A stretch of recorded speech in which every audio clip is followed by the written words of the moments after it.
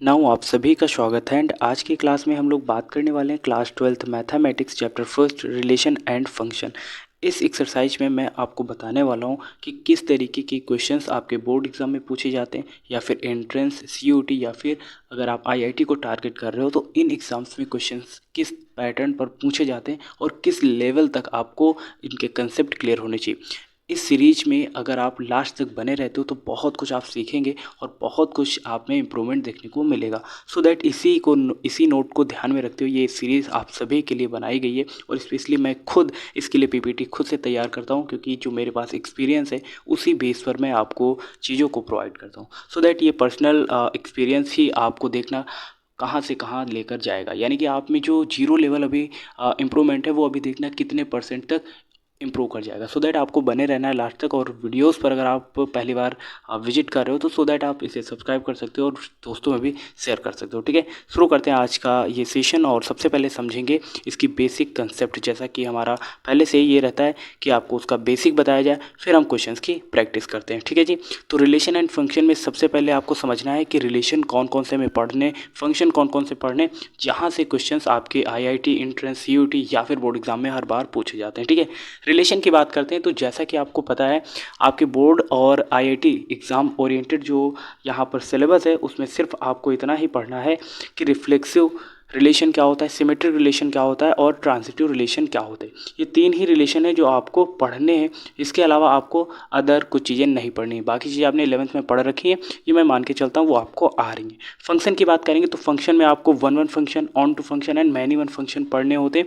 इनका किस प्रकार से उपयोग होता है, किस तरीके से समझते हैं कि कौन सा फंक्शन वन वन है, कौन सा ऑन टू है, कौन सा मैनी वन है। ठीक है ना, तो सब चीज़ों को स्टेप बाय स्टेप सीखेंगे। अब सबसे पहला आ गया कि रिफ्लेक्सिव रिलेशन होता क्या है। जब भी रिफ्लेक्सिव रिलेशन की बात होती है तो वहाँ पर आपको एक चीज़ हमेशा जहन में याद रखनी है, वो ये है कि यहाँ पर जो आपको फंक्शन देखने को मिलेगा वो कुछ ऐसा होगा जैसे यहाँ पर ए कॉमा ए होगा। ठीक है, और ए कॉमा ए ये कहाँ से आ रहा होगा, ये कैपिटल ए से, यानी कि फंक्शन ए से बिलोंग कर रहा होगा। ठीक है, यहाँ पर जो ये आप ई का साइन देख रहे हो, ठीक है, इसको क्या पढ़ते हैं, बिलोंग्स टू पढ़ते हैं। ये आपने टेंथ नहीं सॉरी 11th क्लास में आपने पढ़ा होगा। ठीक है, इसको क्या बोलते हैं, बिलोंग्स टू। ठीक है, अच्छा जी, अब यहाँ पर हर एक, ठीक है, यहाँ पर क्या होता है, एवरीवन। ठीक है, यहाँ पर एवरीवन जो ए है यानी कि प्रत्येक ए है वो कहाँ से बिलोंग कर रहा है, वो फंक्शन ए से बिलोंग कर रहा है। ये आपको याद रखना है। ठीक है, अच्छा जी, अब समझने का प्रयास करना है इसका मतलब क्या है। जैसे आपके पास कोई एक रिलेशन दे दिया गया, ठीक है, क्या दे दिया गया, रिलेशन दे दिया गया कुछ इस फॉर्म में। ठीक है, और यहाँ पर आपको कुछ फंक्शन दे दिया गया। एग्जांपल के तौर पर मैं ले लेता हूँ, यहाँ पर आपको फंक्शन में दे दिया गया 1 2 और 3 दे दिया गया। ठीक है, अब ए का मतलब क्या है वो चीज़ थोड़ी सी आप समझने का प्रयास करना। ए का मतलब है सेम चीज़ सेम ही जगह होनी चाहिए। अब जैसे यहाँ पर फंक्शन ए में क्या आया है, 1 2 3 एलिमेंट्स आए हुए हैं, आपको खींचे भैया, तो यानी कि जो रिलेशन निकल के आएगा तो 1 1 होना चाहिए। ठीक है, फिर 2 है तो 2 होना चाहिए एंड 3 अगर है तो ये क्या होगा, रिफ्लेक्सिव रिलेशन होगा। इसके अलावा भी अगर कुछ यहाँ पर ऐड ऑन है जैसे 1 2 है 3 2 है, ऐसा कुछ भी है उससे फ़र्क नहीं पड़ता है, लेकिन फंक्शन में जितने एलिमेंट्स आपके पास दिए गए जैसे 1 2 3 तो इनका रिलेशन खुद के साथ होना चाहिए इस रिलेशन में। ठीक है ना, और अगर ऐसा है तो वो क्या होगा, रिफ्लेक्सिव रिलेशन होगा। अगला एग्जांपल अगर ले लें तो मान लेते हैं हमारे पास बी फंक्शन है और उसमें ए कॉमा बी दे दिया गया। ठीक है, तो जब हम इसका रिलेशन लिखेंगे या फिर रिलेशन दिया गया होगा तो वो कैसा होगा, रिफ्लेक्सिव के केस में तो वो ए कॉमा ए होना चाहिए। ठीक है, और बी कॉमा बी होना चाहिए, और अगर ये है तो ये कैसा होगा, रिफ्लेक्सिव होगा। क्लियर है कि नहीं, तो रिफ्लेक्सिव रिलेशन क्या होता है वो समझ में आ गया। जो फंक्शन ए दिया गया है, जैसे यहाँ पर फंक्शन ए दिया गया है तो उसका रिलेशन खुद के साथ इसमें होना चाहिए जो मैंने यहाँ पर रिप्रेजेंट करा हुआ है, ये रहा। ठीक है, उसके बाद बी फंक्शन लिया जिसमें ए कामा बी था, अब इसका खुद के साथ खुद से रिलेशन देखो, ये ए कामा ए और बी कामा बी है, और अगर ऐसा है तो वो कैसा होगा, रिफ्लेक्सिव रिलेशन होगा। क्लियर है कहानी यहाँ तक आपको कि जी भैया बिल्कुल क्लियर है। अब हम आगे की चीज़ें समझ लेते हैं कि सिमेट्रिक रिलेशन क्या होता है। यहाँ पर भी थोड़ा सा चेंज करने की ज़रूरत है, बाकी सेम ही रहने वाला है। यहाँ पर ए कामा बी, ठीक है, और बी कामा ए अगर है, ठीक है, बिलोंग्स टू रिलेशन। ठीक है, और यहाँ पर ए कॉमा बी ये आ कहाँ से रहा है, ध्यान से देखना, तो ए कॉमा बी जो आएगा वो बिलोंग्स करेगा फंक्शन ए से। ठीक है, अब देखना एग्जाम्पल के तौर पर यहाँ पे समझने का प्रयास करते हैं कि यहाँ पर फंक्शन ए कितना दिया गया है। जैसे यहाँ पर हमने दे दिया 1 कॉमा 2 कॉमा 3 ये कुछ दे दिया, ठीक है। तो यहाँ पर जब मैंने रिलेशन इसका निकाला तो मान लेते हैं रिलेशन हमारे पास कुछ ऐसा आ गया, ठीक है। जैसे 1 कॉमा 2, ठीक है, 2 कॉमा 1, या इसके अलावा 1 कॉमा 1 भी दिया गया है, 2 कॉमा 2 भी दिया गया है और 3 कॉमा 3 भी दिया गया है, ठीक है। ऐसा कुछ दे दिया गया। अब आपको फाइंड आउट करना है कि क्या ये रिलेशन सिमेट्रिक रिलेशन होगा। अब जो मैंने ये कंडीशन अप्लाई करी थी वो चीज़ हो सकता है आपको ना समझ में आई होगी। तो ए कामा बी का मतलब क्या है, जिसे अगर आपके पास 1 कॉमा 2 दिया गया है तो इसका जो नेक्स्ट एलिमेंट होना चाहिए वो 2 कॉमा 1 होना चाहिए। अब समझ में आया। अब जैसे 1 कॉमा 2 इसको अगर हम लोग ए मान ले और इसको बी मान ले तो ये ए कॉमा बी निकल के आ जाएगा कि नहीं, आपको कुछ भी आ। सेम पैटर्न पर अब यहाँ पर 2 को आपने बी माना था तो ये बी हो गया और 1 को आपने ए माना था तो ये बी कॉमा ए हो गया। देखो वही चीज़ निकल के आ गई कि नहीं, ये जो मैंने अभी लिखाया था कंडीशन ए कॉमा बी कॉमा ए। और बाकी एलिमेंट जो है 1 कॉमा 1 2 कॉमा 2 3 कॉमा 3 इन्हें देखते नहीं, इनको इसलिए नहीं देखते क्योंकि ये किसके केस में अप्लाई होते हैं, ये रिफ्लेक्सिव के केस में अप्लाई होते हैं, यानी कि ये आर रिलेशन है तो इसको देखना नहीं, अगर है तब भी इसको अवॉइड करना है। हमें देखना है ए कॉमा बी और बी कॉमा ए, बस इसी को ढूंढना है। और अगर ये चीज़ मिल गई तो वो क्या होगा, तो वो हमारा हो जाएगा सिमेट्रिक रिलेशन, ठीक है। तो यहाँ से ये पता चल गया ये क्या है, सिमेट्रिक रिलेशन है। समझ में आ गया ना। तो इस पैटर्न पर आपको सिमेट्रिक रिलेशन को पहचानना होता है। आगे बढ़ें, ठीक है जी। अब हमें समझना है कि ट्रांजिटिव रिलेशन क्या होते हैं। क्या समझना है, ट्रांजिटिव रिलेशन। इसमें थोड़ा सा और इसमें एडिशनल आपको चीज़ें पढ़नी है। जैसे आपके पास ए कॉमा बी दे दिया गया है, ठीक है, बी कॉमा सी दे दिया गया है और लास्ट में अगर ए और सी का रिलेशन है और ये बिलोंग्स टू करता है रिलेशन में, और जहाँ पर प्रत्येक जो एवरीवन ए बी सी ये किस में बिलोंग्स करेगा, फंक्शन ए में। इतनी बात क्लियर है आपको भी, जी भैया इतनी बात क्लियर है। ये तो कंडीशन ही है, कंडीशन पता होनी चाहिए। अब एग्जांपल के तौर पर मान लेते हैं हमने ए फंक्शन ले लिया जिसमें हमारे पास एलिमेंट्स क्या क्या हैं, 1 और 2 ही है। मान लेते हैं दो ही चीज़ दे दी गई और अगर इसका रिलेशन हम लोग निकालेंगे तो मान लेते हैं हमारे पास रिलेशन क्या आ जाएगा, ठीक है। तो रिलेशन मान लेते हैं हमारे पास आ गया, ठीक है, 1 कॉमा 1, ठीक है, 2 कॉमा 2, इसके अलावा आ गया यहाँ पर एक डिजिट और बढ़ा लो, ठीक है, 1 2 3 कर लो, ठीक है, फंक्शन ए में। उसके अलावा यहाँ पर मान लेते हैं क्या दे दिया गया हमारे पास। उसके अलावा जब हम इसका रिलेशन निकालेंगे तो मान लेते हैं 1 कॉमा 2 दे दिया गया, 2 कॉमा 3 दे दिया गया और लास्ट में 1 कॉमा 3 दे दिया गया। तो ये क्या ट्रांजिटिव रिलेशन है, तो आप चलिए चेक करते हैं। देखो 1 कॉमा 1 2 कॉमा 2 इसको तो देखना ही नहीं है, ठीक है, क्योंकि ये किसके लिए होता है, रिफ्लेक्सिव के लिए होता है। अब देखो 1 कॉमा 2 2 कॉमा 3 और 1 कॉमा 3 ये दे दिया गया।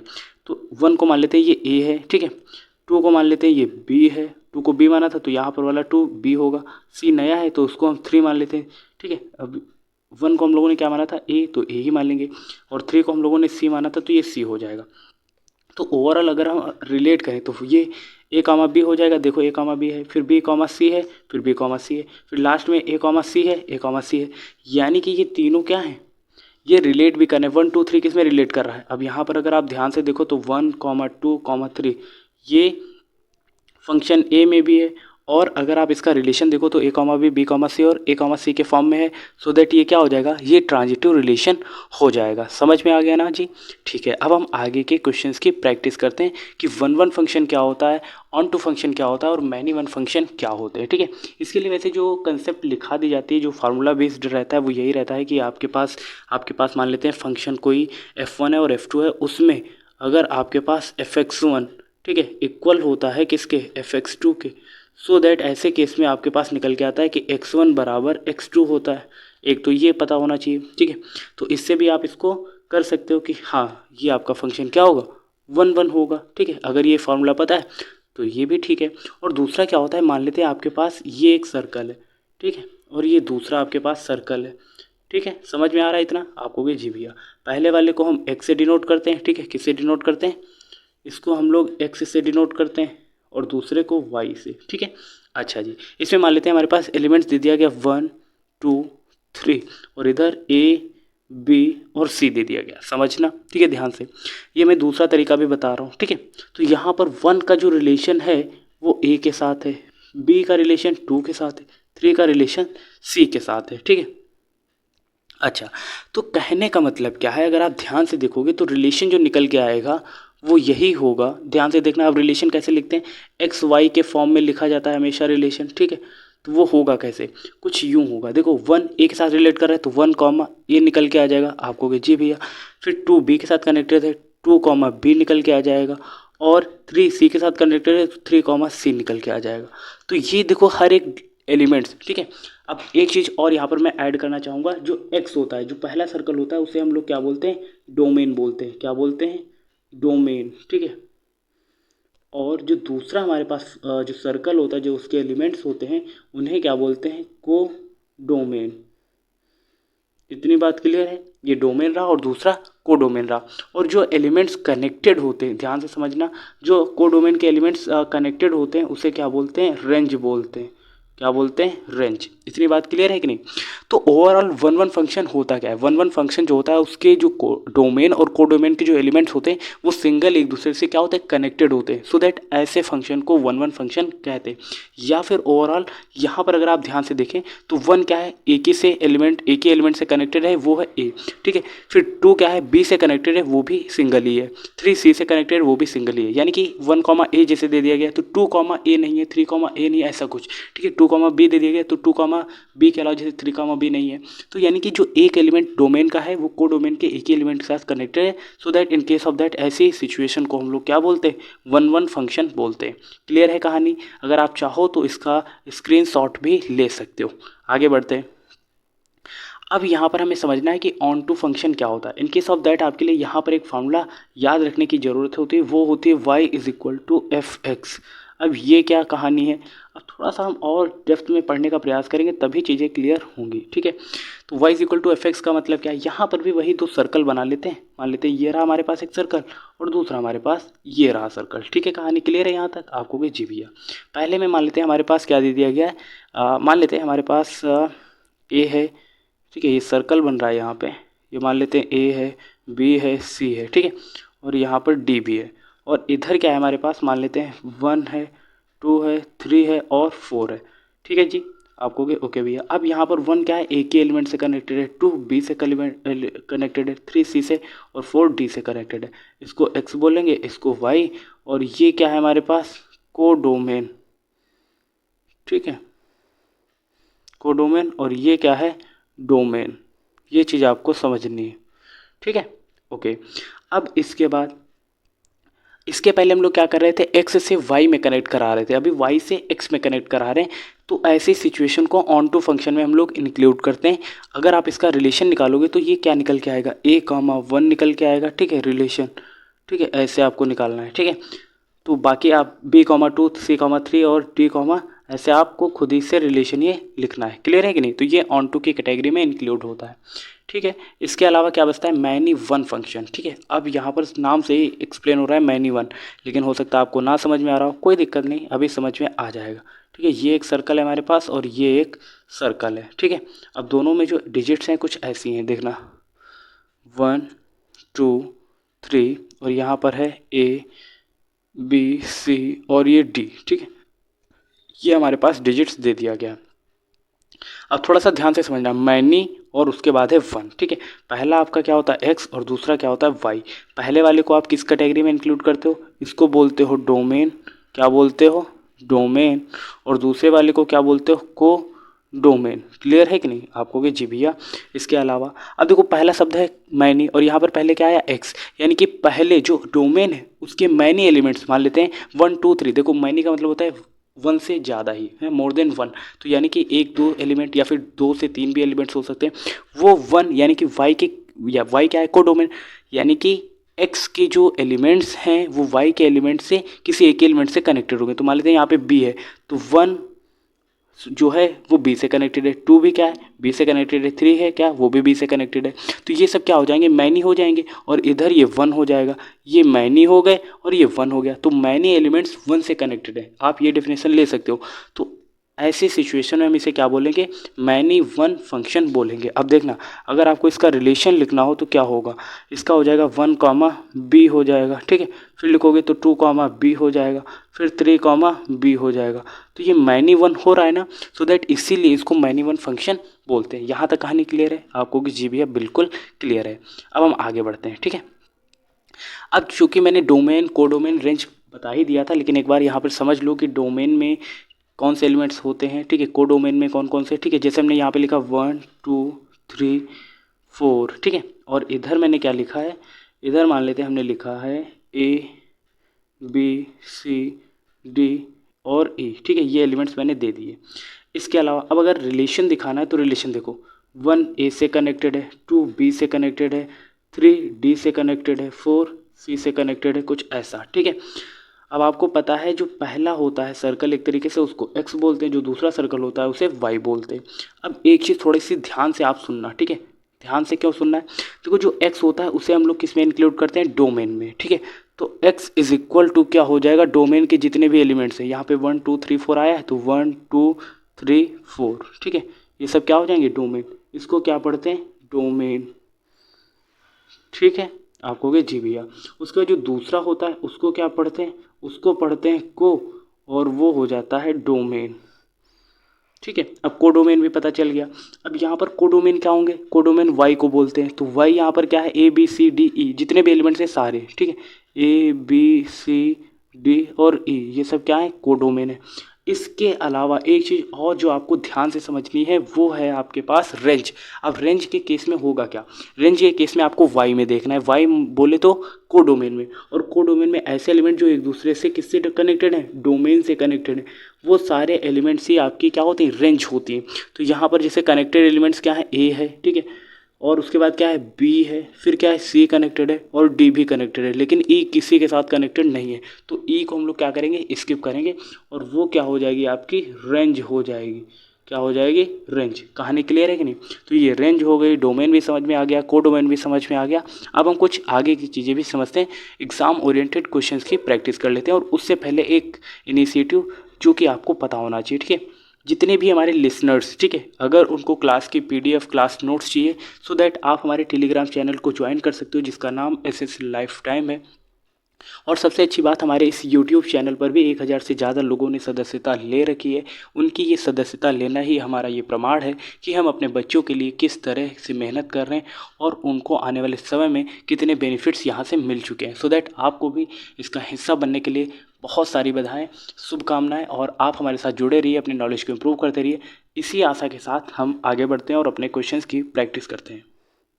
अब जैसा कि मैंने अभी आपको टाइप्स ऑफ रिलेशन के बारे में बता ही दिया था, ठीक है, जैसे इसमें आपको पढ़ना क्या है, टाइप्स ऑफ रिलेशन में आपको रिफ्लेक्सिव के बारे में पढ़ना है, ठीक है, उसके बाद सिमेट्री के बारे में पढ़ना है, उसके बाद आपको ट्रांजिटिव रिलेशन के बारे में पढ़ना है। ये तीन ही रिलेशन आपको पढ़ने हैं जो आपके एग्ज़ाम ओरिएंटेड हैं, और कुछ भी यहाँ पर नहीं बचता है। सो दैट अब हम क्वेश्चंस की प्रैक्टिस करेंगे, और जिन पर मैंने मोस्ट इंपॉर्टेंट या फिर वेरी इंपॉर्टेंट क्वेश्चन या फिर MCQ लिखे, क्योंकि हमारे इस सीरीज में तीन ही चीज़ें इंपॉर्टेंट है, एक तो वो जो PYQ है, दूसरा MCQ, और तीसरा वेरी इंपॉर्टेंट क्वेश्चन, ठीक है।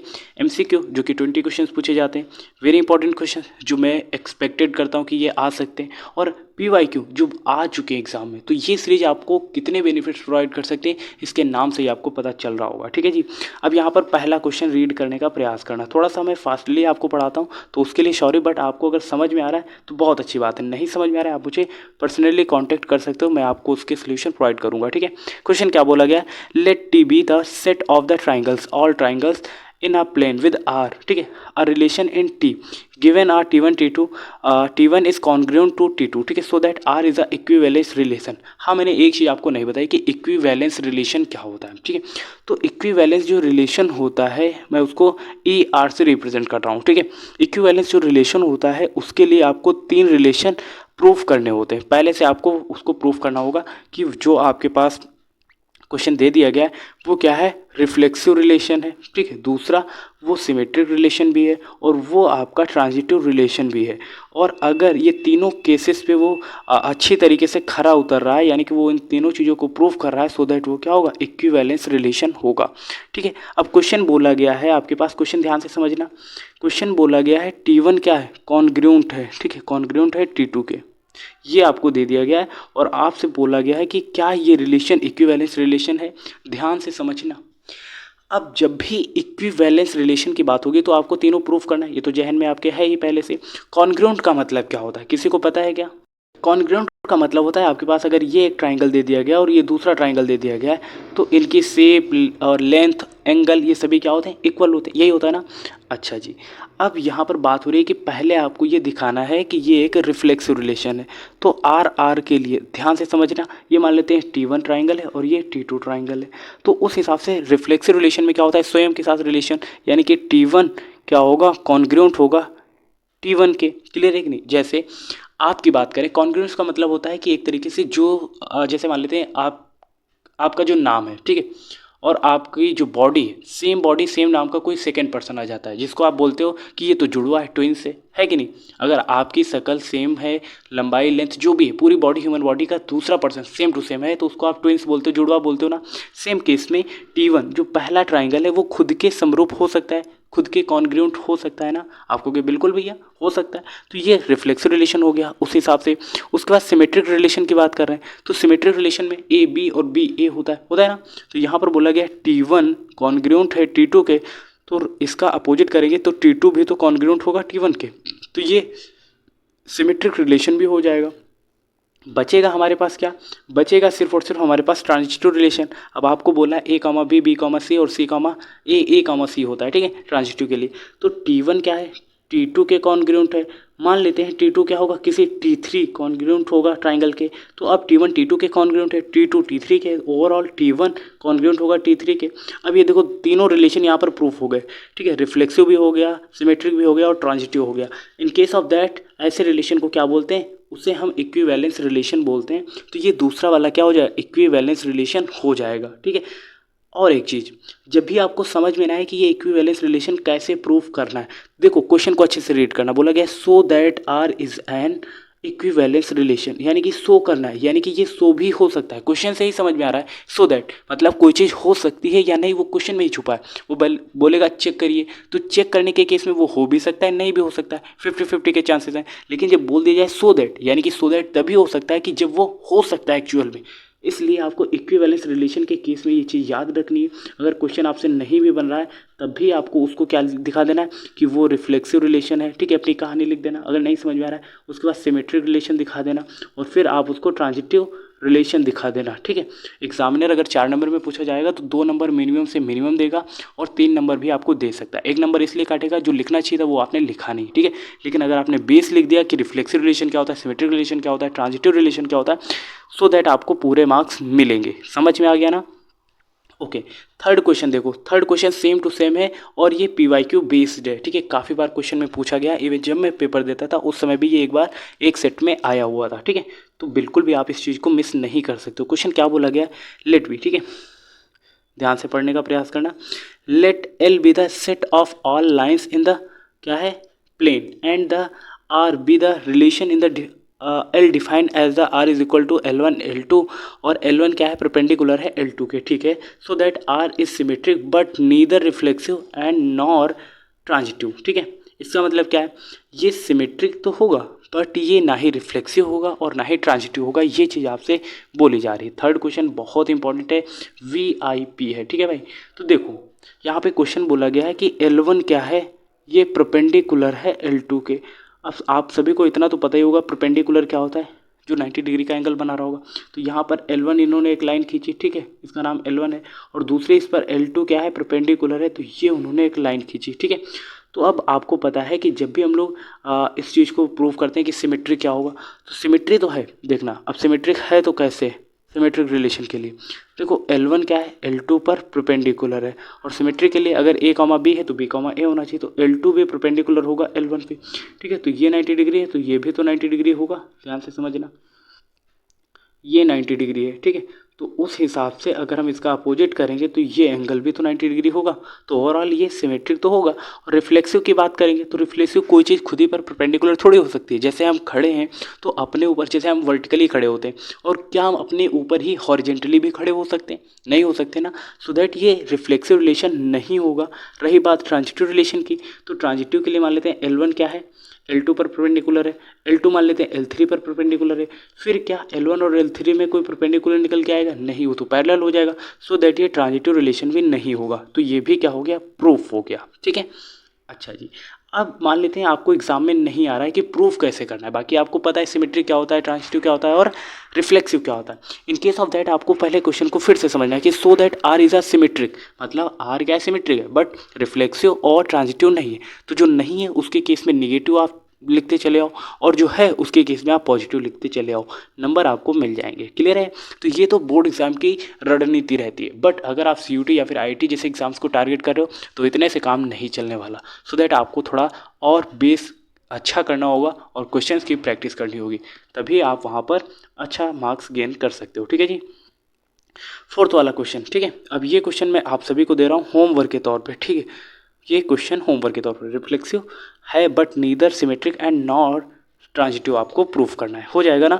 उसके बाद ये फिफ्थ वाला question one of the most important question है, ठीक है। बोर्ड एग्जाम में ऐसे क्वेश्चंस बार बार पूछे जाते हैं, ठीक है।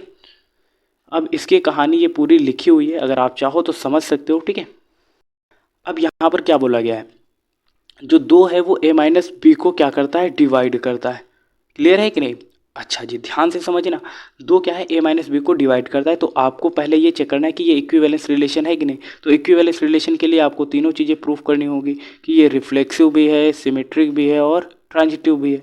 क्लियर है कि नहीं? आपको हो गया जी भैया, ये तीनों चीज़ें प्रूफ करनी होगी। रिफ्लेक्सिव के केस में होगा क्या, ध्यान से समझना।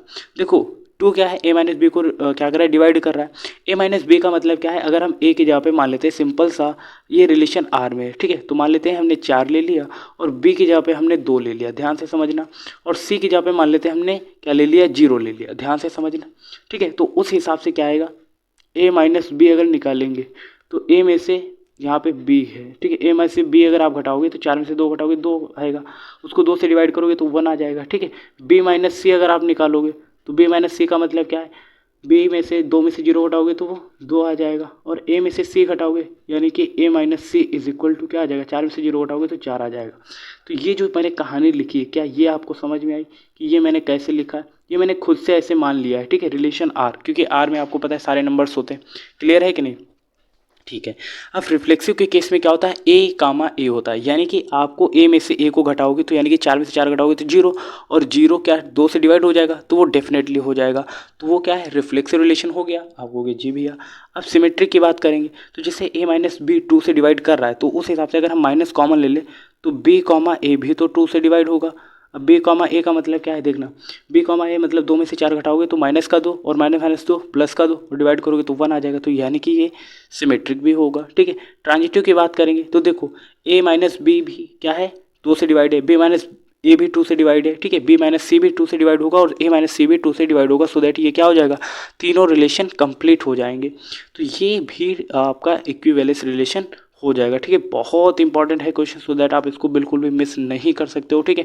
मोस्ट इंपॉर्टेंट है, और जिन क्वेश्चन को मैं मोस्ट इंपॉर्टेंट कर रहा हूँ, हो सकता है मेरे थ्रू आपको ना समझ में आ रहा हो, कोई बात नहीं, लेकिन आपको उनको सेपरेट तरीके से प्रैक्टिस कर लेनी, सॉल्व कर लेना है, क्योंकि बोर्ड एग्जाम में जो मैं प्लेलिस्ट लगा के लेके आता हूँ वो डेफिनेटली बोर्ड एग्जाम में आएगा ही आएगा, क्योंकि कंसेप्ट से बाहर कुछ आ ही नहीं सकता। इसीलिए मेरा जो बोलने का तरीका है कि ये आएगा, तो वो मैं किस बेस पे बोल पा रहा हूँ, क्योंकि वो कंसेप्ट है आपकी किताब में, आपके सिलेबस में, और सिलेबस में वही चीज़ें पूछी जाती है जो आपके कंसेप्ट बेस्ड होती है, ठीक है। तो ये मेरे पास प्रमाण रहता है, बाकी और कुछ नहीं, ठीक है। Next question. अब यहाँ पर आपको क्या बोला गया है, ठीक है, ये क्वेश्चन आपको खुद से कर लेना है, ठीक है। और ये क्वेश्चन मैंने अभी करा ही दिया था। उसके अलावा 1.1 एक्सरसाइज में क्या क्या पढ़ना है, पहला क्वेश्चन बहुत इंपॉर्टेंट है, अक्सर पूछा गया है, ठीक है। यहाँ पर relation R in the set A is equal to 1 2 3 13 14 तक दे दिया गया है। अब आपको निकालना है x comma y is equal to, आपके पास दे दिया गया है 3x minus y is equal to 0, यानी कि y इज इक्वल टू कितना आ जाएगा, 3x। यही क्लियर है कि नहीं? आपको कि जी भैया। अब रिलेशन आपको निकालना है, तो रिलेशन कैसे होगा, पहले एक्स कामा वाई ऐसे लिखते हैं ना, तो y, अब यहाँ पे देखना, y की जगह पे अगर हम लोग 1 लेंगे तो देखना, x की जगह पे अगर हम लोग 1 ले, ठीक है, x की जगह पे क्या ले सकते हैं, देखो यहाँ पर 14 तक है तो 1 2 3 4 ऐसे हम लोग ले सकते हैं। आपको कोई चाहिए, x की जगह पे अगर हम 1 लेंगे तो y की जगह पे क्या निकल के आएगा, 3 1 जा 3, ठीक है। उसके बाद x की जगह पे अगर हम लोग 2 लेंगे तो ये 3 2 जा क्या हो जाएगा, 6 हो जाएगा। और अगर हम लोग x की जगह पे 3 लेंगे तो ये y की जगह पे 3 3 जा 9 हो जाएगा। फिर अगर हम लोग 4 लेते हैं x की जगह पे तो 4 3 जा कितना हो जाएगा, 12 हो जाएगा। 5 लेंगे तो 15 हो जाएगा, जो कि 14 की लिमिट से भी ज़्यादा हो जाएगा। सो दैट जो रिलेशन आपके पास निकल के आएगा वो यही होगा, r इज इक्वल टू 1,3, 2,6, 3,9, 4,12। ठीक है, तो ये PYQ बेस्ड क्वेश्चन था जो आपको करना ही चाहिए था। 2 नंबर में पूछा जा सकता है। कितने मार्क्स में? 2 नंबर में। ठीक है, उसके बाद नेक्स्ट क्वेश्चन, यहाँ पर 7 वाला क्वेश्चन क्या बोला गया? ठीक है, 7 वाला क्वेश्चन देखने का प्रयास करना आप लोग। क्वेश्चन क्या बोला जा रहा है, पहले आप क्वेश्चन को रीड करिए। So that the are in the set, ठीक है, A of all books in a library, यानी कि लाइब्रेरी में जितनी भी बुक्स रखी हुई हैं, एक कॉलेज की लाइब्रेरी में जितनी बुक्स रखी हुई हैं, उनमें रिलेशन क्या है? X comma y, x and y have same number of pages. यानी कि एक कॉलेज है जिसमें लाइब्रेरी है और उसकी सारी जो बुक्स हैं उसमें मान लेते हैं कोई 2 बुक्स उठाई जाती हैं, एक्स और वाई। ठीक है, उन दोनों में सेम पेजेस है, यानी कि मान लेते हैं एक बुक क्या है हमारे पास। ठीक है, ध्यान से समझना। अब यहाँ पे देखने का प्रयास करना, मान लेते हैं एक, ठीक है, बुक B1 है और ये बुक B2 है। ठीक है, इसमें x पेज है, ठीक है, या फिर x पेज है और इसमें भी y पेज है, यानी कि ओवरऑल मान लेते हैं अगर हम इसमें मान लेते हैं 100 पेज हैं तो इसमें भी 100 पेज होंगे। ठीक है, ये बोला जा रहा है। ठीक है, इतनी बात क्लियर है आपको कि जी भैया इतनी बात तो समझ में आ गई है। अब ओवरऑल कहना क्या चाह रहा है, ये आपको प्रूव करना है कि ये एक इक्विवेलेंस रिलेशन है। और आपको पता है इक्विवेलेंस रिलेशन के लिए हमें क्या क्या प्रूव करना होता है? उसके लिए दिखाना होता है कि आपका जो रिलेशन है वो रिफ्लेक्सिव भी है, सिमेट्रिक भी है और ट्रांजिटिव भी है। तीनों चीज़ें दिखानी होती हैं और यही चीज़ मैंने इसीलिए पहले ही क्लियर कर दी थी कि सिमेट्रिक क्या होता है, रिफ्लेक्सिव क्या होता है, ट्रांजिटिव क्या होता है, ताकि आप बीच में बार बार पूछे ना। ठीक है, अब ध्यान से समझना। रिफ्लेक्सिव रिलेशन के केस में होता क्या है? रिफ्लेक्सिव के केस में होता है कि स्वयं के साथ रिलेशन। अब देखना B1 B2 है, यानी कि B1 जो बुक है उसमें 100 पेज, B2 जो बुक है उसमें 100 पेज। ओवरऑल अगर हम खुद से तुलना करें A1 A2 रिफ्लेक्सिव में स्वयं के साथ, मान लेते हैं B1 में 100 पेज तो B1 में ही 100 पेज होंगे कि नहीं, तो ओवरऑल ये क्या हो जाएगा? रिफ्लेक्सिव हो जाएगा। ठीक है, दूसरा अब सिमेट्री की बात करेंगे तो यहाँ पर बोला गया, देखो B1 में जो पेज हैं जितने मान लेते हैं 100 तो वो B2 के इक्वल है। ठीक है, B1 में number of pages equal to B2 में नंबर ऑफ पेजेस। उसी प्रकार हम अगर इसका अपोजिट लिखें कि B2 में नंबर ऑफ पेजेस क्या है? इक्वल है B1 में नंबर ऑफ पेजेस के इक्वल है। क्लियर है कि नहीं? आपको भी जी भी ये तो वही लिखा है, बस आपने थोड़ी भाषा चेंज करी है। उसके बाद ट्रांजिटिव की बात करेंगे तो मान लेते हैं आपके पास कोई एक B1 बुक्स थे उसमें पेज 100 थे तो वो इक्वल है B2 के। ठीक है, अब आप कहोगे अच्छा ठीक है भैया, अब मान लेते हैं B2 के अलावा आपने तीसरी बुक उठाई B3, ठीक है, बुक B3 उठाई उसमें भी 100 पेज निकले तो आप कहोगे B2 जो है उसमें 100 पेज, B3 में 100 पेज, तो दोनों बुक्स क्या होंगे? इक्वल हो गए। अब B1 B2 के इक्वल थे, B2 B3 के इक्वल है, तो ओवरऑल आप लिखोगे B1 में 100 पेज तो B3 में भी 100 पेज होंगे क्योंकि वो B2 के इक्वल था। तो इस तरीके से ये तीनों रिलेशन हो गए और अगर ये तीनों हो गए तो सो दैट ये भी क्या हो जाएगा? इक्विवेलेंस रिलेशन हो जाएगा। इक्विवेलेंस रिलेशन से एक क्वेश्चन डेफिनेटली आता है और वो मैक्सिमम से मैक्सिमम 4 नंबर आपको दिला के जाता है, तो बिल्कुल भी आपको इसको मिस नहीं करना है और वो क्वेश्चन तो बिल्कुल नहीं मिस करने जो मैं क्वेश्चन प्रैक्टिस करा रहा हूँ। ठीक है, उसके अलावा देखो अभी मैंने 2 से डिवाइड वाला एक क्वेश्चन कराया था, अभी यहाँ पर a माइनस बी क्या है? इज़ अ मल्टीपल ऑफ 4 है, सो दैट ये बिल्कुल सेम पैटर्न पर होगा, बस वहाँ पे डिवाइड कर रहा था, यहाँ पे मल्टीपल्स आपको दिखाने, बाकी चीज़ें सेम ही रहेंगी, तो ये आप खुद से ट्राई करिएगा। उसके बाद ये MCQ क्वेश्चंस बार बार पूछे जा रहे हैं। ठीक है, अब ध्यान से समझना। ठीक है, जो दिया गया है कंसेप्ट क्या बोला गया है, यहाँ पर आपके पास एक सेट दे दिया गया 1 2 3 4, ये डिजिट्स हैं इसमें और रिलेशन निकल के आया 1,2 2,2 1,1 4,1 और 1,3 3,3 एंड 3,2। अब आपको दिखाना है कि इन चारों में से कौन सा ऑप्शन बिल्कुल ठीक है। ठीक, क्योंकि आपको यहाँ पर प्रूफ क्या करना है? तीनों में से वही चीज़ कि ये या तो रिफ्लेक्सिव होगा, सिमेट्रिक होगा या फिर ट्रांजिटिव। ठीक है, तो रिफ्लेक्सिव के केस में क्या होता है? अब ध्यान से देखना। रिफ्लेक्सिव के केस में होता क्या है? जितने भी डिजिट्स होते हैं उनका स्वयं के साथ रिलेशन, यानी कि 1 है तो 1,1 है तो ठीक है 1,1 मिल गया, 2 है 2,2 भी है, 3 है 3,3 भी है और उसके बाद 4 है तो 4,4 भी है, यानी कि ये क्या हो जाएगा? आपका रिफ्लेक्सिव हो गया। ठीक है, सिमेट्रिक की बात कर लेते हैं। सिमेट्रिक के केस में क्या होता है? 1,2 है तो 2,1 भी क्या है? 1,2 है और 2,1 नहीं है। ठीक है, ये नहीं है, बिलोंग्स टू नहीं है, तो ये सिमेट्रिक तो होगा नहीं। ट्रांजिटिव की बात कर लेते हैं, तो भाई ट्रांजिटिव के लिए अगर हम देखें A, B, B, C और C, A होता है, तो 1,3 मान लेते हैं ये A और B है और ये B और C है, तो उस हिसाब से A और C का मतलब 1,2 है क्या? तो ये 1,2 पहले दे दिया गया, तो ये ट्रांजिटिव भी होगा, यानी कि रिफ्लेक्सिव एंड ट्रांजिटिव तो है। अब रिफ्लेक्सिव एंड ट्रांजिटिव तो है बट नॉट सिमेट्रिक, यानी कि ऑप्शन बी इसका बिल्कुल करेक्ट हो जाएगा। ठीक है, ऑप्शन बी क्या हो जाएगा? करेक्ट हो जाएगा। और मैक्सिमम टाइम्स अगर आपको नहीं आ रहा है तो बोर्ड एग्जाम में बी ऑप्शन वाले ज़्यादा क्वेश्चंस पूछे जाते हैं, तो बी को टिक कर देना, हो जाएगा तब भी। ठीक है, चांसेस रहेंगे कि क्लियर यानी कि सही हो जाए, बाकी मैं 100% श्योर नहीं हूँ कि आपका सही ही हो। ठीक है। तो इसलिए मैक्सिमम टाइम्स बी होता है, इसलिए मैं आपको बोल रहा हूँ, ठीक है। तो इस प्रकार से ये रिफ्लेक्सिव हो जाएगा और ट्रांजिटिव भी हो जाएगा, बट ये सिमेट्रिक नहीं होगा। क्लियर? ओके। उसके बाद नेक्स्ट क्वेश्चन जो आपके बोर्ड एग्जाम में मैक्सिमम से मैक्सिमम टाइम्स पूछा गया है वो यही है, ये क्वेश्चन, ठीक है। यहाँ पर b-2, ठीक है, ये क्या है, यहाँ पर b क्या है, इज ग्रेटर देन 6 है, ठीक है। तो ये चीज़ आपको बोली गई। यहाँ पर a की वैल्यू क्या है, b-2 करके निकालनी, और b की वैल्यू कितनी रखनी है आपको, 6 से बड़ी ही रखनी है, यानी कि b की वैल्यू 7 हो सकती है, 8 हो सकती है, 9 हो सकती है, ठीक है। तो अगर आप 7 लोगे, ठीक है, बी की जगह पे 7 लोगे तो 7 यानी कि ये तो 7 हो जाएगा, और ए की जगह पे कितना होएगा, बी, यानी कि 7 में से 2 घटाओगे तो 5,7 आ जाएगा, ठीक है। उसके अलावा अगर आप 8 लोगे तो 8 में से 2 घटाओगे तो 6,8 आ जाएगा। तो 6,8 देखो मिल रहा है कि नहीं, ये सी वाला ऑप्शन सही हो जाएगा, ठीक है। 5,7 मिलेगा नहीं, ठीक है। ओवरऑल आप ऐसे भी समझ सकते थे, ठीक है। देखो दूसरा तरीका क्या है, यहाँ पर बोला गया है कि b की वैल्यू क्या है, 6 से ज़्यादा है, ठीक है। तो b की वैल्यू यानी कि पहले हम a लिखेंगे फिर b लिखेंगे, ऐसे लिखते हैं, ठीक है। अब ध्यान से समझना, देखो b की वैल्यू यहाँ पर 4 है तो ये 7 से ज़्यादा है ही नहीं, 6 से ज़्यादा है नहीं, तो ये भी गलत, ठीक है। ये भी 8 है, ये भी 8 है, और यहाँ पे 7 है, तो इन तीनों में से कोई हो सकता है, ठीक है। अगर आप यहाँ पे b की जगह पे 7 रखोगे तो a की वैल्यू 5 मिलेगी, तो 5 तो है नहीं, तो यहाँ पर 7 वाला भी नहीं होगा। b की जगह पे अगर आप 8 रखोगे तो a की वैल्यू 6 मिलेगी, यानी कि ऑप्शन सी सही हो जाएगा, और ये भी क्या हो जाएगा, गलत हो जाएगा, ठीक है। तो आप इस तरीके से भी चेक कर सकते थे। ये क्वेश्चन काफ़ी बार रिपीटेड है, आप इसको अभी याद कर लो, बिल्कुल अभी, ठीक है। बिल्कुल क्या करना है, अभी याद कर लेना है, बहुत इंपॉर्टेंट है ये क्वेश्चन। उसके बाद नेक्स्ट क्वेश्चन, अब क्वेश्चन क्या बोला गया यहाँ पे समझने का प्रयास करना थोड़ा सा, ठीक है। थोड़ा सा यूनिक क्वेश्चन है, तो आपको भी आ रहा है ये कैसे बता दिया, सो दैट आपको दिखाना है कि आपके पास एक फंक्शन दे दिया गया है जिसका डोमेन है नेचुरल नंबर और को डोमेन भी क्या है, नेचुरल नंबर, ठीक है। वो नेचुरल नंबर से नेचुरल नंबर में बिलोंग करता है, given by f(x) is equal to 2x, ठीक है। आपके पास क्या दे दिया गया है, f(x) is equal to 2x, ये दे दिया गया है, और आपको दिखाना है कि 1 है और ये ऑन टू नहीं है, ठीक है। ये चीज़ आपको दिखानी है। तो 1 के केस में मैंने अभी आपको फार्मूला बताया था, क्या बताया था, f(x1) is equal to f(x2), ठीक है। और आपको फिर क्या मिलेगा, x1 is equal to x2 मिलेगा, ये चीज़ बताई थी आपको, जी भैया बताई थी।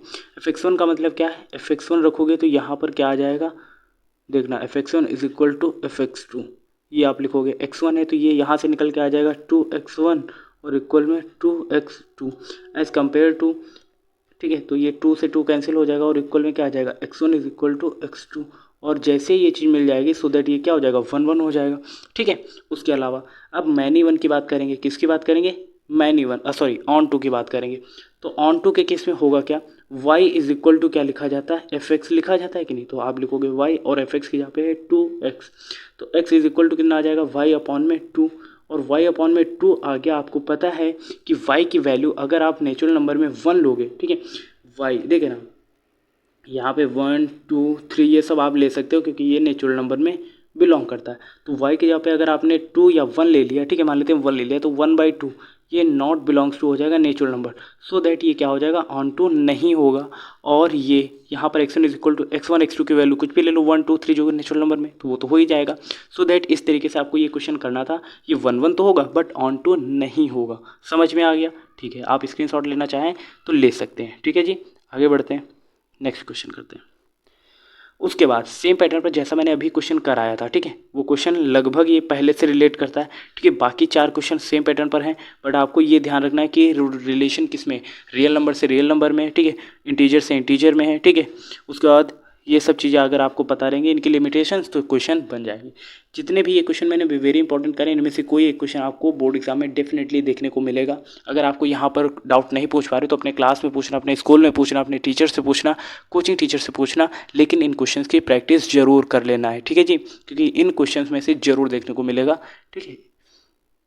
उसके बाद यहाँ पर 7 वाला क्वेश्चन क्या बोला जा रहा है, यहाँ पर ये 1 आपको दिखाना है और ऑन टू दिखाना है, ठीक है। तो ये क्वेश्चन 1 और ऑन टू से रिलेटेड है, तो ये आप खुद से प्रैक्टिस कर लेना। उसके बाद नेक्स्ट क्वेश्चन, यहाँ पर क्या करना है, यहाँ पर आपको बताना है कि f(x) इज इक्वल टू, यहाँ पर x की पावर 4 दे दिया गया है, ये r से r में, रियल नंबर से रियल नंबर में, और आपको बताना है कि क्या ये इनमें से 1 होगा, मैनी 1 होगा, 1 होगा, नॉट ऑन टू होगा, ठीक है, ना ही 1 होगा और ना ही ऑन टू होगा। ये चीज़ आपको प्रूव करनी है। तो ऐसे क्वेश्चन क्वेश्चन में पहली बात ये देखना कि उसकी लिमिटेशन क्या है, ठीक है।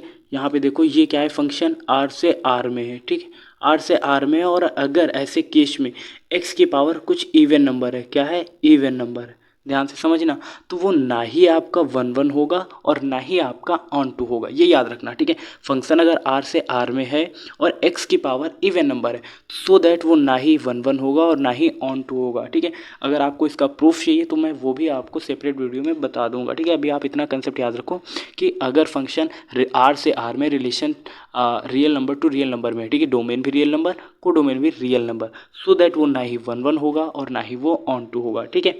नेक्स्ट क्वेश्चन, फोर्थ वाला क्या बोला जा रहा है यहाँ पे, 12 वाला, यहाँ पर फंक्शन आर से आर में और f x is equal to 3x दे दिया गया है, चूज द करेक्ट ऑप्शन, ठीक है। तो यहाँ पर रियल नंबर से रियल नंबर में, तो ये 1 1 भी होगा और ऑन टू भी होगा, क्लियर है कि नहीं। तो ये 1 1 और ऑन टू दोनों ही होगा, पहला क्वेश्चन बिल्कुल क्लियर है, ठीक है, पहला ऑप्शन बिल्कुल ठीक हो जाएगा, ठीक है। अगर आप प्रूफ करना चाहते हो तो ऐसे आप लिख सकते हो, ठीक है, ऐसे, ठीक है। एफ एक्स से f x is equal to 3x है, ठीक है, क्या दे दिया गया, f x is equal to 3x, ठीक है। तो इसको आप f x one is equal to f x two करोगे तो उस हिसाब से ये x1 और x2 इक्वल निकल के आ जाएगा कि नहीं, x1 और x2 की वैल्यू जो भी रखो वो इक्वल ही आएगी। और y is equal to 3x लिखोगे ऑन टू के लिए, ठीक है, ये ऑन टू के लिए और ये 1 1 के लिए था, ठीक है। तो ऑन टू के लिए तो y अपॉन में 3 आ जाएगा is equal to x, y की वैल्यू कुछ भी ले लो जो रियल नंबर में बिलोंग करती हो, तो वो चीज़ भी यहाँ पर क्लियर हो जाएगी। तो ये क्या होगा, 1 1 भी होगा और ऑन टू भी होगा, जबकि इसमें डी होगा, ना ही ये 1 1 होगा और ना ही ये ऑन टू होगा, ठीक है। उसके बाद गॉफ और फॉग से रिलेटेड क्वेश्चन हर बार आपके बोर्ड एग्जाम में पूछे जाते हैं, तो आप इस चीज़ को बिल्कुल भी अवॉइड नहीं कर सकते हो कि यहाँ से क्वेश्चन बनेंगे नहीं, ठीक है। 2 क्वेश्चन आ गए तो 4 नंबर आपको दिला के जाएगा, ठीक है। और ओवरऑल अगर आप पहला चैप्टर देखोगे तो 10 से 12 नंबर मिनिमम आपको दिलाएगा ये चैप्टर, ठीक है। और जितने भी मैंने क्वेश्चन आपको बोल दिए कि ये इंपॉर्टेंट है, तो आपको उन क्वेश्चन की प्रैक्टिस कर लेनी है और उनका कंसेप्ट सीख लेना है। और कंसेप्ट इसमें बस उतने ही है कि आपको रिलेशन पता होने चाहिए, आपको फंक्शन पता होने चाहिए, और गॉफ और फॉग आना चाहिए और बाइनरी थ्योरम्स आनी चाहिए। इतना क्लियर, तो मान के चलो 10 से 12 मार्क्स आपके बिल्कुल कंफर्म है। और इन क्वेश्चंस की प्रैक्टिस कर लेना, कहानी क्लियर, ठीक है, ओके। अब यहाँ पर 1.3 के जो ये क्वेश्चंस मैंने बताए, ये question one of the most important है, रामबाण समझ सकते हो। 4 नंबर में ये क्वेश्चन आपको देखने को मिलेंगे, ठीक है। क्वेश्चंस के लिए मैंने पहला क्वेश्चन सेलेक्ट कर लिया, देखना, ठीक है, ये वाला क्वेश्चन, उसके बाद ये वाला क्वेश्चन करेंगे, ठीक है। तो यहाँ पर क्या दे दिया गया है, ठीक है, गॉफ निकालना है और फॉग निकालना है। तो मैं यहाँ पर पहले इसके लिए, ठीक है, देखो ये पहला क्वेश्चन है, इसके लिए मैं गॉफ निकाल के दिखाता हूँ, क्या निकाल के दिखाता हूँ, गॉफ, ठीक है। और दूसरा क्वेश्चन जो होगा उसके लिए फॉग निकाल के दिखाऊंगा, और ऐसे आप गॉफ और फॉग निकालना सीख जाओगे, ठीक है। देखो भाई, तो जब भी हम फॉग की बात करते हैं, ठीक है, ध्यान से समझना, तो उसको हम लोग कैसे निकाल सकते हैं, तो एफ लिखोगे, उसके बाद कर्ली ब्रैकेट में जी और एक्स, ऐसे आप लिखोगे, ठीक है, समझ में आ गया आपको कि ठीक है भैया। अब देखो जी एक्स की वैल्यू कितनी है, 5x माइनस का 2, तो यहाँ पे लिखो 5x माइनस का 2, और ये मोड में है, मोड लगा दो, और ये कर्ली ब्रैकेट, ठीक है। अब देखो एफ एक्स में सिर्फ और मोड में x है, तो मोड लगाओ, ये x लिखो, ठीक है। उसके अंदर क्या लिखना है आपको, x की जगह पे 5x माइनस का 2 लिखना है, ठीक है। तो ये 5x माइनस का 2 और ये मोड, ठीक है। तो ये क्या आ जाएगा, आपका फॉग आ जाएगा, ठीक है। ये क्या आ चुका है, फॉग आ चुका है, ठीक है। तो इस तरीके से आपको फॉग निकालना होता है, क्लियर है कि नहीं, आपको कि जी भैया। अब अगर हमें इसका गॉफ निकालना हो, ध्यान से समझना, गॉफ, ठीक है। फॉग क्या निकल के आया था, फॉग निकल के आया था इक्वल में आपके पास 5x माइनस का 2 था, उसका मॉड, और ये मॉड बड़ा, ठीक है। अब हम लोग क्या निकालेंगे, गॉफ, ठीक है। अब गॉफ के लिए कैसे क्या करना है वो समझना। तो गॉफ के लिए जी ऑफ एफ एक्स, ठीक है, तो जी आप लिखोगे, एफ एक्स लिखोगे ऐसे, ठीक है। उसके बाद जी को बाहर रखते हैं, एफ एक्स की वैल्यू क्या है, मॉड में एक्स है, और जी में एफ एक्स माइनस 2 है, तो जहाँ पर 5 है वहाँ पे 5 लिखो, ठीक है। उसके बाद ध्यान से देखना, और एक्स यहाँ पे मॉड एक्स लिखेंगे और माइनस का 2, बस ये आ जाएगा आपके पास, क्या आ जाएगा, ये आ जाएगा गॉफ, ठीक है। तो ये गॉफ आ गया, ठीक है, क्या आ जाएगा, गॉफ। तो ये क्या दोनों इक्वल है, हमेशा याद रखना, फॉग और गॉफ, ठीक है, कभी भी इक्वल नहीं होते, ठीक है। तो गॉफ और फॉग इक्वल नहीं होते हैं, ये आपको याद रखना है, ठीक है। हालांकि वैल्यू लगभग सेम होगी लेकिन देखने में सब सिर्फ सेम होगी, एक्चुअल में बिल्कुल नहीं। ठीक है, तो इस तरीके से आपको गॉफ और फॉग निकालना होता है। और ये रहा one of the most important question and one of the most repeated question. यहाँ पर मैं आपको निकाल के दिखाऊंगा कि गॉफ कैसे निकलेगा, फॉग आपको खुद ही से निकालना है। ठीक है, तो आप लिखोगे जी एफ ऑफ एक्स। ठीक है, उसके बाद जी की वैल्यू ऐसे रखेंगे, एफ एक्स की वैल्यू कितनी, 8x³ है कि नहीं, तो आप वो लिखोगे। और जहाँ पर भी जी है वहाँ पर क्या है, x की पावर 1/3, यानी कि x की जगह पे आप लिखोगे 8x³ और उसकी पावर 1/3। क्लियर है कि नहीं? ठीक है, अब आपको पता है 8 क्या है, 8 की पावर 2/3 है, इंटू में x की पावर 3 है, और इन दोनों की पावर क्या है, 1/3 है। तो जब आप इसे सॉल्व करोगे तो आपके पास 2x निकल के आ जाएगा और ये हो जाएगा आपका गॉफ। ठीक है, तो गॉफ निकालना आपने सीख लिया है और इसका फॉग आप लोगों को ही निकालना है। ठीक है, ये क्वेश्चन आपके लिए होमवर्क के तौर पे। ठीक है, बाकी ये क्वेश्चन बिल्कुल ठीक है। ठीक है, तो गॉफ और फॉग भी निकालना सीख लिया। ओवरऑल आपने सब चीज़ यहाँ पर सीख ली है। उसके बाद 13 question, one of the most important question, और यहाँ पर आपको एफ ऑफ एक्स निकालना है। तो ये थोड़ा सा यूनिक हो जाता है तो मैं करवा देता हूँ। ठीक है, वरना आपको भैया कठिन क्वेश्चन हमें ही दे देते हैं। ठीक है, तो इस चीज़ को जब आप सॉल्व करोगे तो मेरे हिसाब से एक्स आना चाहिए। ठीक है, अब देख लेते हैं क्या आएगा। तो भाई यहाँ पर एफ एक्स की वैल्यू क्या है, 3 - x की पावर 3 और 1/3, ये क्वेश्चन दे दिया गया है। So that F of x निकालना है तो आप लिखोगे एफ ऑफ एक्स। ठीक है, ऐसे। ठीक है, फिर f की वैल्यू कितनी है, 3 - x³ और उसकी पावर क्या है, 1/3। अब ध्यान से समझना, जहाँ पर x है वहाँ पर ही ये इतनी वैल्यू रखनी है। ठीक है, तो f में देखो 3 है, 3 को ऐसे रखेंगे -x³, x की जो -3 - x³ की पावर 1/3 है। ठीक है, और इसकी पावर कितनी है, 1/3। ठीक है, इसकी पावर कितनी है, यहाँ तक क्लियर है कि नहीं? आपको भी जी भैया। अब हम इसे सॉल्व करेंगे तो 3 माइनस, ठीक है, ये क्या लिखा मैंने, ध्यान से समझना, ये हो जाएगा। तो यहाँ पर आ जाएगा ये 3 माइनस में ये कितना आ जाएगा, देखो। अब जब हम इसे ब्रैकेट में सॉल्व करेंगे तो क्या हमारे पास डेटा निकल के आएगा, ये 3 माइनस देखो x³ बचेगा, और पावर से पावर की मल्टीप्लाई होगी तो 3 से 3 कैंसिल, यानी कि 1 बचेगा। अब 3 माइनस 3 और ये माइनस माइनस क्या हो जाएगा, प्लस का x³, 3 से 3 कैंसिल, और हमारे पास ओवरऑल क्या निकल के आ जाएगा, x³।